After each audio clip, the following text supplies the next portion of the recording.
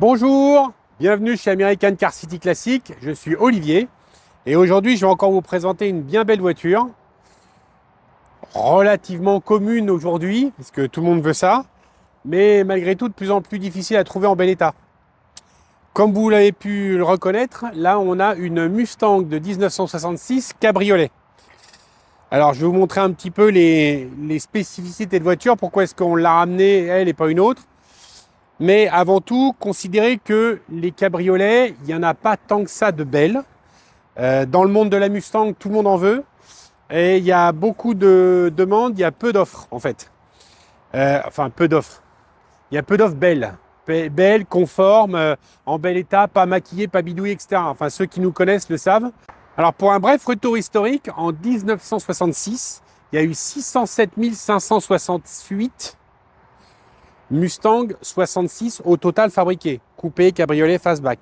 Il n'y a eu que 56 409 cabriolets.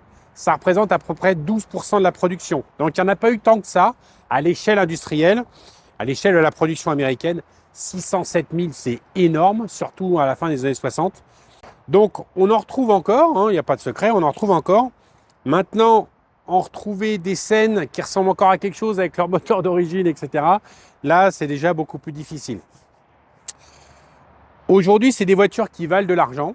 À l'époque, ça valait rien. Certains sur les réseaux sociaux pensent nous apprendre quelque chose en nous marquant ça.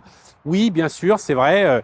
Une cabriolet comme ça valait entre 2600 et 3000 dollars selon les options, dollars de l'époque. Mais il ne faut pas oublier qu'un salaire moyen, c'était 300 dollars aussi. Hein. Donc, il faut mettre tout ça dans son contexte. D'accord ? Aujourd'hui, c'est des voitures qui sont recherchées, qui sont majoritairement bidouillées, transformées, des escrocs qui les bidouillent parce qu'ils savent très bien qu'il y a une demande de dingue sur ce modèle-là. Donc encore une fois, en trouver des belles, c'est pas simple. On va faire le tour ensemble. Je vais vous montrer un petit peu les détails, ce qu'elle a comme option, etc. Et puis, comme ça, vous vous ferez une idée. Pour mémoire, 1966. À quoi on reconnaît une 1966 d'une autre? C'est principalement la face avant. 165, vous avez les deux petites barres en inox qui sont de chaque côté du corral, ici avec le cheval. En 66, il n'y a plus. Donc ça, c'est quand elles sont d'origine, encore une fois, dans l'aspect origine, d'accord? C'est à ça que vous représentez, vous reconnaissez une 65 d'une 66 quand elles n'ont pas les fogs comme les GT, d'accord?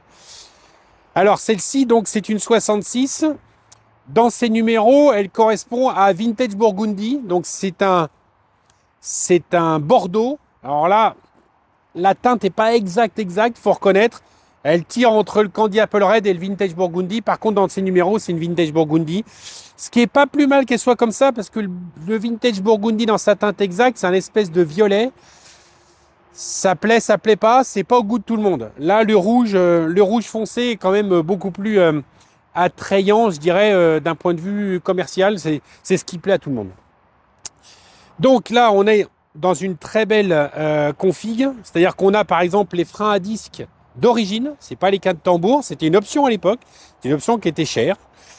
Donc là, elle a ses freins à disque avec les Rally Wheels d'origine, vous voyez, avec leur petit centreur. On va changer les pneus parce que c'est encore une fois c'est une vieille collection, donc les pneus sont bons mais ils sont cuits.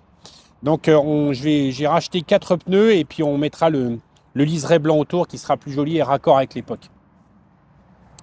Voilà, donc vous pouvez le voir après dans le tendu de la peinture, c'est quand même une belle auto, elle a été bien faite, elle a été bien restaurée, la capote est quasi neuve,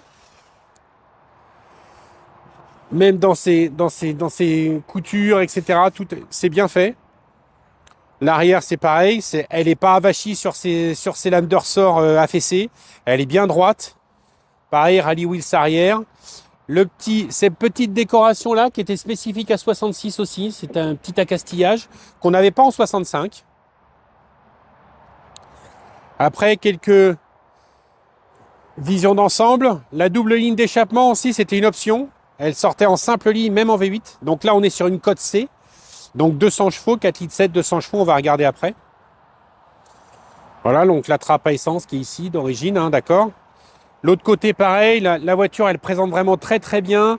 Elle a tous ses accastillages conformes avec tous ses boutons pression. Il n'y en a pas de cassé, il n'y en a pas de manquant. Toutes ces petites finitions sont conformes. Encore une fois, c'est ce qui fait la différence entre une Mustang Cabriolet à 30 000 balles et une Mustang à 50. Hein.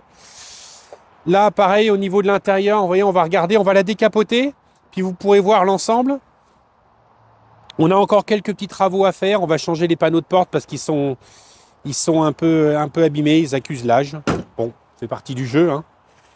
Voilà, donc même les accastillages, les rétros, etc., tout est propre, tout est beau, les joints, c'est pas esquinté. La capote est électrique, donc elle a en option les freins à disque, la capote électrique et voilà la baie moteur. Alors c'est pareil, ça n'a pas été saccagé. Le moteur donc en 66, c'est la première année où il est bleu. Avant il était noir avec les cache-culbuteurs dorés. Là c'est la première génération où le moteur est bleu, bleu Ford, le bleu qu'on connaît. Voilà, la baie moteur est saine. Les longerons, elle n'a jamais été accidentée, elle n'a pas tapé de quoi que ce soit. Les tôles sont en bon état, le numéro de série est bien frappé comme il faut, il n'a pas été refrappé ou quoi que ce soit, c'est pas de la bidouille.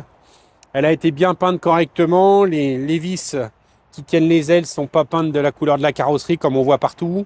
Elle a encore son radiateur d'origine. Le petit filtre à air en aftermarket, mais qui rend bien, avec le carburateur d'origine encore. C'est pas un carburateur refait, enfin changé, c'est son carburateur Autolite d'origine. Voilà, donc ça fait un bel ensemble. Alors, je vous ouvre le coffre parce que c'est là aussi qu'on découvre souvent des belles surprises. Là où c'est difficilement cachable. Alors, bon, au niveau du coffre, on a quand même un bel espace dans les années 66, même en cabriolet. Là, on a le couvre-capote, la jante de secours. Le châssis, dès que vous ouvrez vous enlevez ça en général, vous voyez tout un tas de beauté. J'ironise bien sûr. Bon là le châssis est en bon état, de l'autre côté c'est pareil, les dessous sont bons, les longerons sont bons, ils sont pas bouffés. C'était la maladie là-dessus, c'est les longerons qui se mangeaient. L'eau stagnait au niveau des lames de ressort, des fixations de lames de ressort et ça grognait les longerons. Là ils sont bons, ils sont impeccables, heureusement. Mais c'est encore une fois une des maladies de ces autos-là, enfin toute Mustang, toute confondue en fait, ni plus ni moins. Donc c'est toujours à bien regarder parce que quand vous allez changer un longeron, c'est une autre affaire.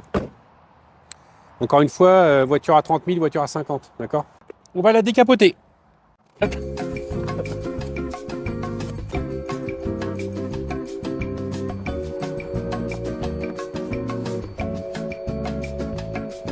Alors voilà, on a un intérieur donc en luxury 2 tons, c'est ce qui se faisait à l'époque. Hein. Donc elle est encore une fois conforme dans son esprit, c'est-à-dire que elle est sortie en intérieur standard, parce qu'il n'y a pas les panneaux de porte luxury. Par contre, ils ont remis une sellerie luxury. C'est joli, de toute façon c'est très beau ces selleries-là. Après on a encore son volant d'origine, ça c'est bien. Tous les compteurs d'origine, l'autoradio d'origine en AM, bon qui capte plus grand-chose, mais bon, au moins il est là. La boîte automatique, c'était une option aussi, la boîte 3. Donc capote élec. Vous voyez l'intérieur, on va la fermer, tu vas voir. Hop, voilà. Donc ça fait un joli cabriolet avec une belle sellerie. Les 4 ceintures, ça n'existait pas à l'époque, ça a été rajouté, donc c'est toujours intéressant, elles les ont pas toutes. Donc ça fait un très beau cabriolet. Donc révisé, contrôlé, expertisé, garanti chez nous comme d'habitude, on garantit ça 12 mois. Elle sera expertisée avec un rapport d'expertise comme toutes les voitures qu'on vend encore une fois. Donc ça sortira de chez nous avec rien à faire, comme toutes, encore une fois. D'accord? Donc elle sort de chez nous, elle est affichée au prix de 55 900 €. Garantie, expertisée, contrôlée, révisée, sans rien à faire. Voilà. Une belle cabriolet encore pour les premiers jours de beau temps qui arrivent. Donc profitez-en. J'ai de plus en plus de mal à en sortir des belles dans cet état-là à des tarifs contenus. Aux États-Unis, ça grimpe, ça ne fait que grimper et il faut les trouver en plus. Venez la voir, vous ne serez pas déçus. À bientôt.